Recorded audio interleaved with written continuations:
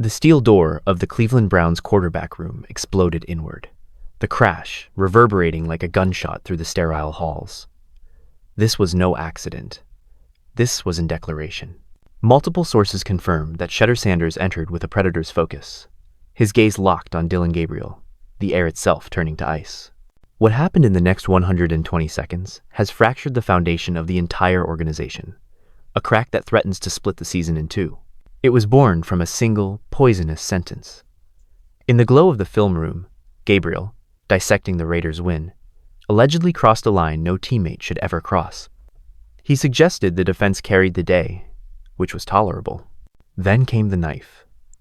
A remark that Sanders was only on the field due to his injury, that the job was still his, that Shedeur hadn't earned a damn thing. The oxygen vanished. Witness say Shedeur didn't flinch. He turned, a slow, deliberate pivot of a king confronting a usurper, and drove 5 words through Gabriel's ego like a spear. "Don't ever disrespect me." What followed wasn't a brawl. It was worse. It was a cold, calculated dismantling. Sanders didn't scream. He didn't throw a chair. He simply rose, a force of nature contained in pads, and closed the distance. In that moment, the quiet rookie, who warmed the bench for 11 weeks, was incinerated, replaced by something far more dangerous. The confrontation was brief, but the shockwave is still radiating, tearing through the facility's walls. Let's be clear. This was a long time coming. The moment Cleveland drafted both quarterbacks in April, this bloodsport was inevitable. They took Gabriel in the 3rd round, their mature, safe pick. Then, they took Shedeur Sanders in the 5th, and the entire universe of the team tilted on its axis.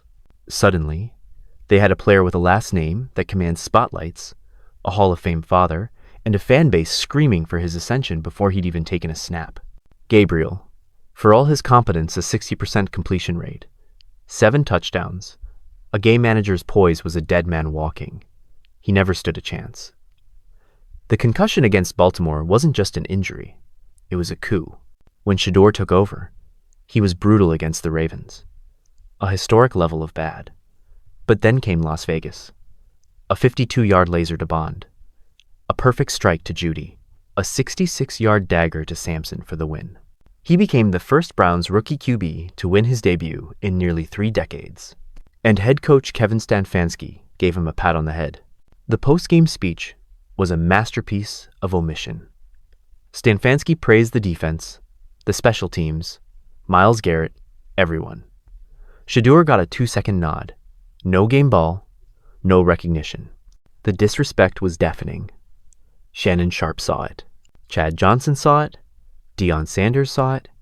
And you can bet your ass Shedeur saw it. So back to the confrontation. Sources say Gabriel, a fighter who clawed his way from UCF to Oklahoma to Oregon, didn't back down. When Sanders was in his face, Gabriel fired back about the chasm between one good game and truly earning the crown. That's when the temperature hit a breaking point. Teammates had to surge between them, not to stop fists, but to contain the venomous exchange before it became a coaching staff level crisis. Within minutes, Stefansky was in the room. Within the hour, the 2 quarterbacks were in solitary meetings. The official line? No comment. The brutal truth? This is a 5-alarm fire. The public facade is a lie. Shedeur gives polished, professional answers, praising the coaches. Gabriel handles his benching with grace.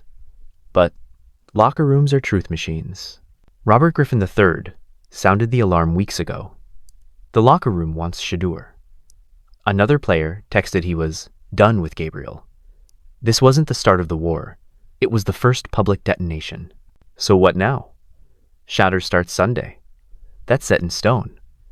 But what about the final 4 meaningless games? What about the offseason?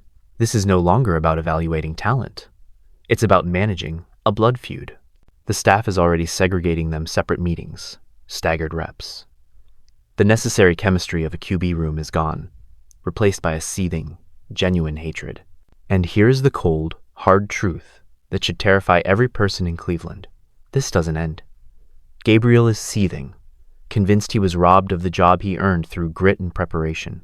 Shedeur is burning, believing he was held hostage on the bench for 11 weeks, set up to fail, and then disrespected after his first moment of glory.